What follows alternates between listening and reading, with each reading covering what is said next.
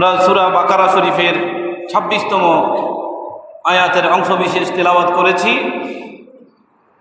ইন্নাল্লাহা লা ইয়াস্তাহি, নিশ্চয়ই আল্লাহ লজ্জাবোধ করেন না। আইয়াদরিবা মাথালান মা বাউদাতান ফামা ফাওকাহা,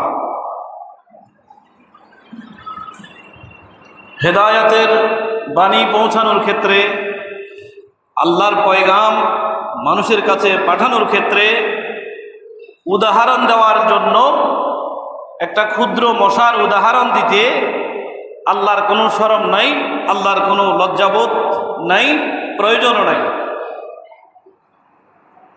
ফামা ফাওকাহা,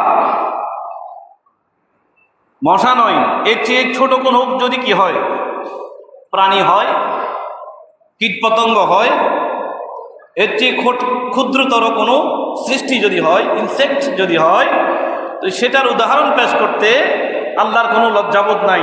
উদাহরণ দিতে কিসের লজ্জা?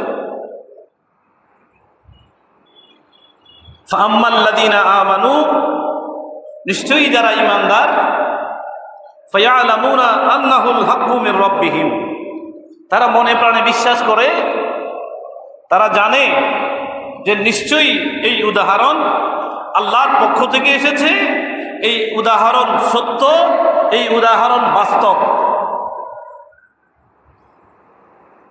ওয়া আম্মাল্লাযীনা কাফারু, আর যারা কুফরি করেছে, আল্লাহর সাথে কুফরি করেছে, নবীর সাথে কুফরি করেছে, দ্বীন ইসলামের সাথে কুফরি করেছে, কোরআন শরীফকে অমান্য করেছে, ফায়াকুলুনা, তারা বলে, মাযা আরাদাল্লাহু বিহাদা মাসালা, এই ছোট ছোট জিনিসের উদাহরণ দেওয়ার ক্ষেত্রে আল্লাহর কি বা ইচ্ছা?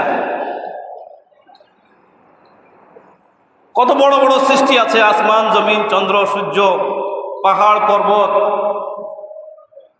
এগুলোর মেসাল না দিয়ে আল্লাহ একটা মশার উদাহরণ দিবেন? তারা ওরা তো মানবে না, যে একটা বাহানা দেখাচ্ছে।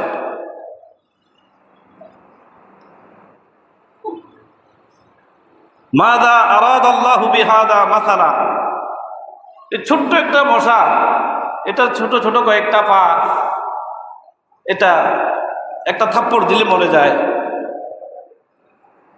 এমন একটা ক্ষুদ্র মশার উদাহরণ দেওয়ার ক্ষেত্রে আল্লাহর কি বা ইচ্ছা হতে পারে?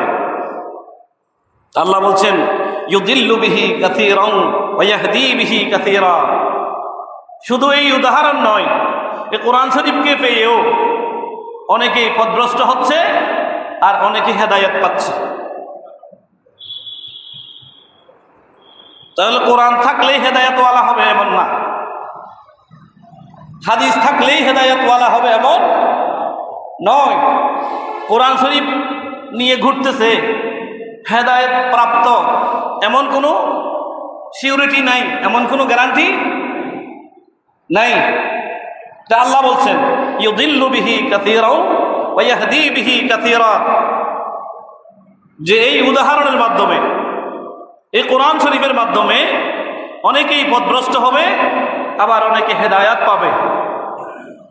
আল্লাহ যেন আমাদেরকে হেদায়াত প্রাপ্তদের ওই দলে রাখেন। বড় করে বলি আমিন।